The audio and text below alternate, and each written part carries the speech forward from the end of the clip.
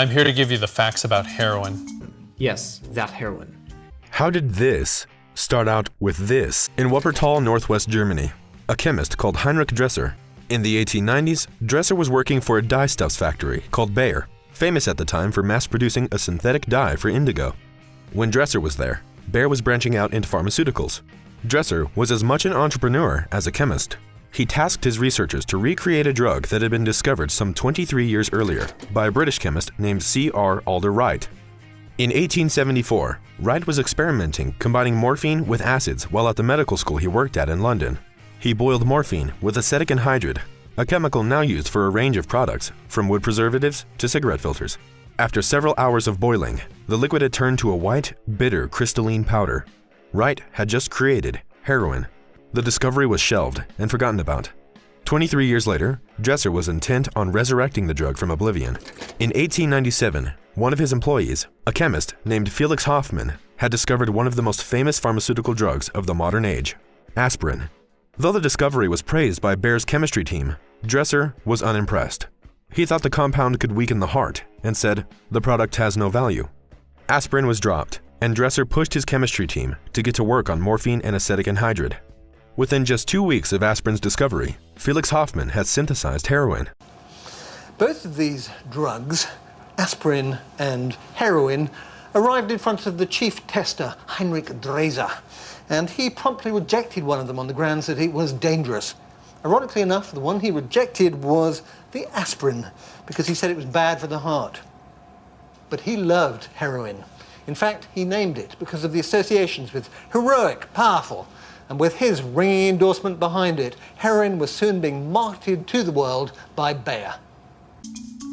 Heroin was first synthesized from morphine in 1874 and marketed by Bayer, the German pharmaceutical company. It was first tested on frogs and rabbits before moving on to human trials. Dresser himself tested it. When it was clear just how potent the compound was, Dresser got to work on medical articles. He described it as a wonder drug, saying that it was 10 times more effective than codeine as a cough medicine and superior to morphine as a painkiller. Above all, it was completely non-addictive and harmless. More work poured out from other chemists and physicians, praising the drug, and within no time, the compound was ready for mass production. Wright's chemical name for it, diacetylmorphine, didn't exactly roll off the tongue. So, Dresser used a name inspired from the reactions of employees after trying the drug themselves, saying it made them feel heroic, or at least that's the story they spun. Dresser began to mass-market heroin as the drug of choice for treating asthma, bronchitis, tuberculosis, and phthisis. It was a heroin for the world. Free samples were sent out by the thousands to physicians in Europe and the US. When they realized just how effective it was, demand soared. Dresser was more than ready to supply it, and in a wide range of forms. Bayer produced heroin mixed with pastilles, dissolvable salts, elixirs, cough drops, you name it. Heroin was never advertised to the general public, but given how much physicians were dishing them out, it might as well have been. By 1899, Bayer was producing about a ton of heroin a year, sold across 23 countries. Pharmacists and physicians all across the West also recommended it as cough medicine and painkiller. In 1980s, Bayer promoted heroin for use in children. Many people have seen the sepia images of vintage Bayer's heroin brand medicine bottles. But it's less widely known that Bayer promoted heroin for use in children suffering from coughs, colds, and irritation, as late as 1912.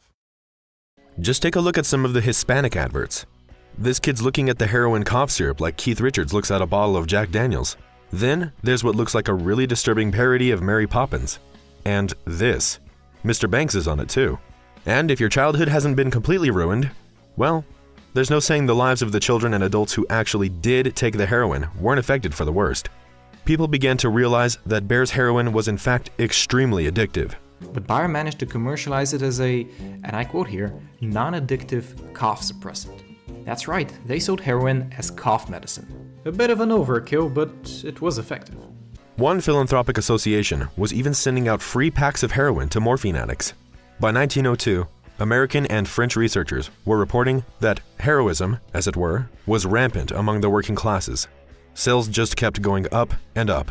Regulations were lax, and a craze for patent drugs made Dresser extremely wealthy. By 1906, the American Medical Association approved heroin for medical use, even if they'd recorded addiction among its users.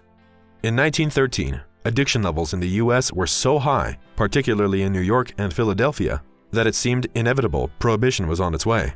In that same year, Bayer stopped manufacturing heroin. It instead diverted its attention to aspirin, the compound which was initially abandoned, but which eventually would become one of the most popular over-the-counter painkillers in the world. As Bayer had foreseen in 1914, the use of heroin without prescription was outlawed in the US. The act was passed following a campaign vilifying blacks, Chinese, and Mexicans as murderers and rapists while under the influence of the mind-altering drug. In reality, the average heroin user was white, rich, and female. A court ruling in 1919 made it illegal for doctors to prescribe heroin to addicts. So, organized crime syndicates, first Jewish and later Italian, popped up all over the country to meet the demand.